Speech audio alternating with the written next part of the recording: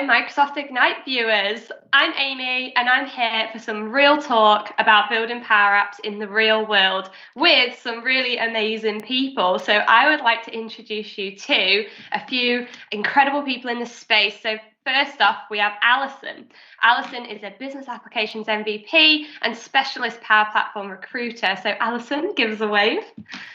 We also have Laura Graham-Brown, who, in her own words, is a problem solver who prefers to teach you how to solve it rather than give you the answer, and we'll discuss that a little bit further. But Laura, give us a wave. And last but not least, we have Tricia Sinclair. Tricia is a pre-sales architect at DXC Technology, a power addict and an inclusivity champion who wants to encourage everyone from every community to join in and engage with the Power Platform. So welcome, ladies. How's everything going? Really good. Pretty good. Yeah, good. I know. It's been a long week. We're all, it feels like a whole week. It's only been a couple of days. But thank you so much for holding out till Thursday for us and spending a little bit of time talking about the Power Platform. So let's just jump straight in, shall we? Because we've got so much to cover and we've only got 15 minutes.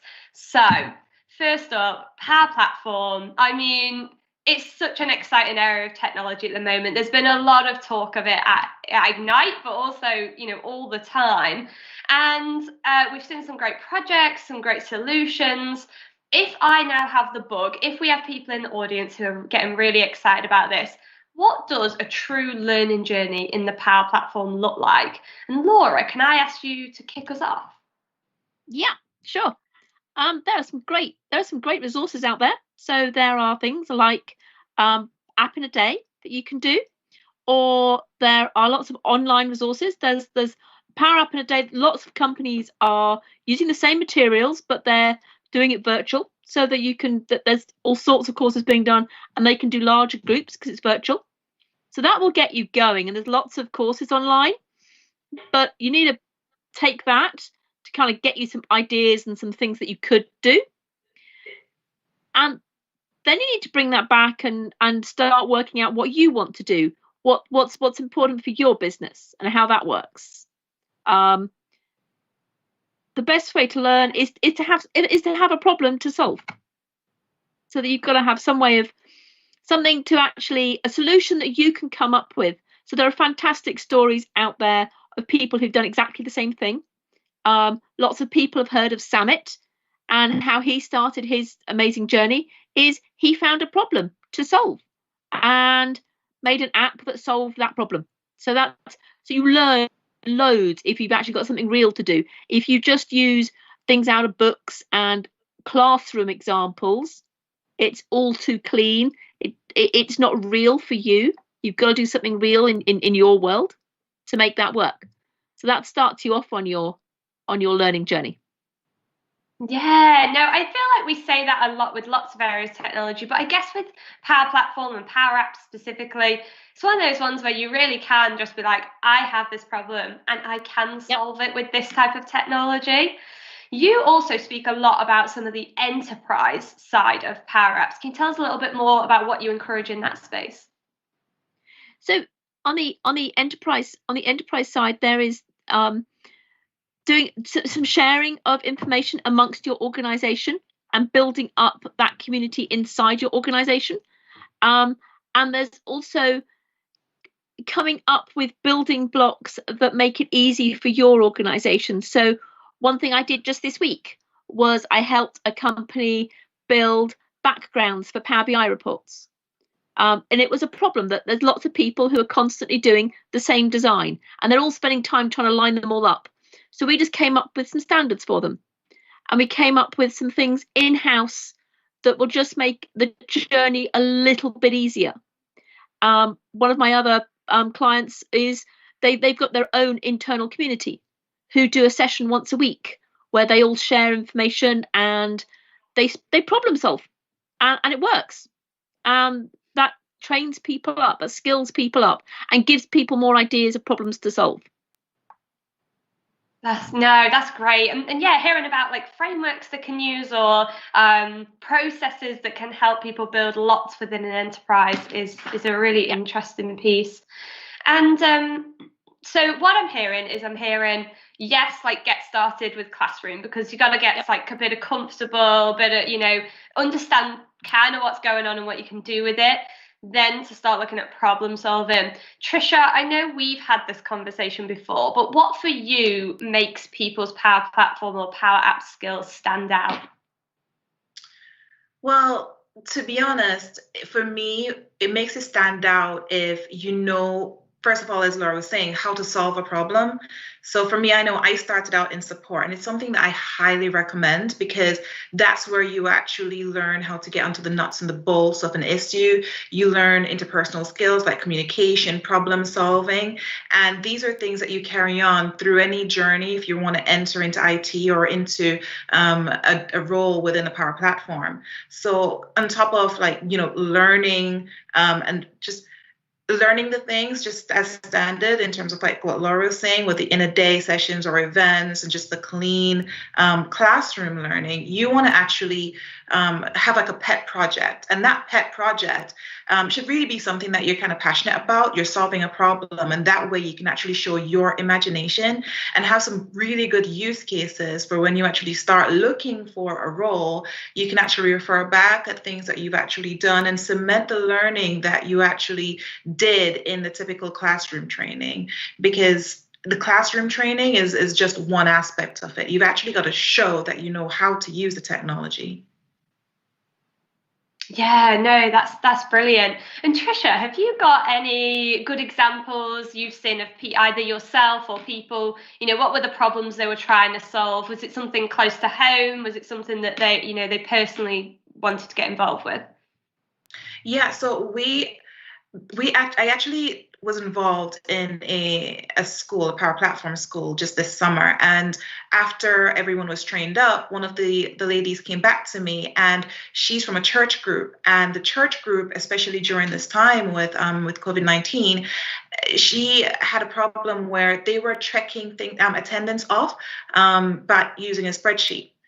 So they didn't really know who was naturally coming, and they didn't know what the problems were.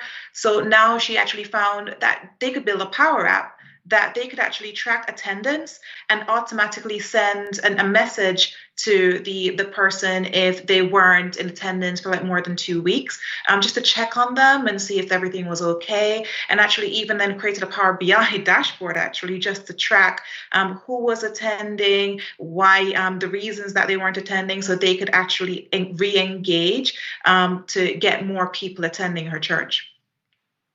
That's amazing. And it's so great to hear where it's used like to just help people out as well. It doesn't always have to be a very specific business problem. Like I said, just the ability to keep track of who we want to check in on and just say, oh, like we haven't seen you in a while. Is everything okay? That's an incredible use case. Now, Alison, let me come over to you. So I know you use Power Apps in your business, but I know you also have a really good perspective of what these skills look like in the marketplace. So if I wanted to set myself up for success in actually sort of moving this into a day job, what are some of the ideas or recommendations you think people should approach? Yeah, like there's multiple avenues you can look at. So one of the things that we talked about already is it's important to do stuff like the app in a day, Power BI in a day, Power Automate in a day, and those are great, and they'll give you a good grounding about how you're going to build things. But as Laura had already alluded to, and as Tricia elaborated on with the problem solving, most of those training sessions are done on things like clean data. And you don't really understand what it's like to try and build an app or build something in Power Automate until you're trying to fish out some dirty data from the back end of someone's system. Or like, I know someone was trying to build a sales report and they found out that the data in their D365 CRM or CE instance was some of the columns were deprecated. There was no naming convention, so they had to try and work out which columns actually held the data they wanted. So it's showing that you have gone through that problem solving and showing that you have an appreciation for things like, when you work with a large organization, as Laura was saying, with the enterprise side of things, being aware of, there should be some kind of center of excellence, or perhaps suggesting that you have one if they don't have one. And also being aware of things like GDPR and, where you can and can't use people's data. Taking all of that experience together, if you can build some kind of portfolio for the types of apps that you're doing, it will allow a potential employer to see what you can actually do for them. And if you can build something for the company you work for now, perhaps somebody is still using spreadsheets for an expenses system, for example, or perhaps there's a manual annual leave system, or something that you can build, either a Power App, or you can build something in Power Automate. Keep a record of what you've done, blog about it, make some YouTube videos, put it on your own website so that you've got like a portfolio. And the more plugged into the community, like the Power Addicts community, which if you don't know about it, exists. It's a community within a community. Power Addicts are people that are specifically passionate about Power Platform within the Microsoft community. If you search for the hashtag Power Addicts on LinkedIn or on Twitter, if you've got a problem, you're trying to solve something, someone will come to the rescue. So it's a great thing to know. And the more plugged into that community you are, the easier it is for you to get an opportunity. Doors will open for you. People will see you doing stuff and they'll go, oh, do you know what? There's an opportunity at my company. And if that doesn't happen, you can, if you've built a portfolio, doing stuff like Tricia's friend, or Tricia's lady from the summer school who's built an app for her church, or perhaps you're part of a book club and you want to keep a record of the books you've been reading. Any opportunity you can see to build an app or build something on the Power Platform, do it, record it, keep a portfolio and use that to go to potential employers. Like, CVs are far less important than showing what you've actually done these days. And another thing that's really useful in employment stakes is looking at apprenticeships or other kind of training schemes, which is something I've discussed with Tricia. Have you got anything to add on that, Tricia? Yeah, so right now, obviously, we're in an age where there are lots of graduate programs, but graduate programs implies that you have graduated from university, where a lot of people just can't afford to go to university. And the Power Platform is such that you don't need a university education to get started, to add value, or to even be a part of the community. So I really would encourage Microsoft partners to, and anyone really, to increase the scope of the graduate program, or actually preferably start apprenticeship programs and make it visible. It's important to make these opportunities visible, because I know that some do have apprenticeship programs, but they're not visible, and they need to be, so people can actually apply and engage and actually join in. Yeah, what Tricia said, sorry. Just going to add very quickly, what Tricia said there is super important. Like, with the Power Platform, there's no barrier to entry, and it's a very welcoming community, but people outside of that community don't know that. So let's do everything we can to encourage people in. Gosh, you just set me up, I think, for my next question that was coming along. So we all know about it, and hopefully everyone watching now knows about hashtag Power Addicts. But what we want to do is we want to also be able to share the message. And Tricia, I know you've been working a lot in this space of kind of getting to the people who don't already know about the power of the Power Platform. Can you tell us a bit more about the initiatives there? Yeah, sure. So over the summer, I actually worked, as I mentioned, with a group of people from the charity Black Minds Matter, and together with the community, we led training courses, we did mentorship, and we upskilled them on the Power Platform. So now they actually know what it is, because they initially thought IT, Microsoft, it's just code. They were extremely surprised that it actually meant that they could have other roles, change management, project management, functional consultants, and all across the board. And not only that, they didn't have to touch any code. So now they are aware that they can join in. And in fact, several actually want to join in, which is why we're talking about the apprenticeship programs, because they want to actually join into the community and get involved. So we just need more programs like that, I believe. That's incredible. I was going to say, and it sounds like this community is very welcoming. Do you all feel very welcome in the community? Absolutely. 100%. Yeah. And like Tricia said, come in, bring a friend is another thing that we talk about as well. Something that Tricia said to me plenty of times, if we encourage people to bring a friend, then we grow so much quicker that way. Yeah. No. Okay. Yep. So power app with a partner type thing. I feel it. It's gonna click. It's gonna click. That'll be. We'll have a follow-up show. Like, don't even worry. So I'm hearing from the things we've talked about that first off, we must take that first step on the journey. Next up, understand that the first step in the online courses are just that first step. You know, get a project. Love the idea of a portfolio. Reminds me, actually, it used to be heavily weighted in like the gaming industry. If you wanted to get into like gaming, creating computer games, computer graphics, you used to have like a whole portfolio ready to go, and that was how you got a job, not a degree sort of thing. And then finally thinking about joining communities to get opportunities, but also hopefully once you join those communities to support initiatives like Black Minds Matter for all those different things. So I just want to say thank you so much, Tricia, Alison and Laura, for joining us and providing your amazing insights. For those who want to get involved in the community, look up hashtag Power Addicts.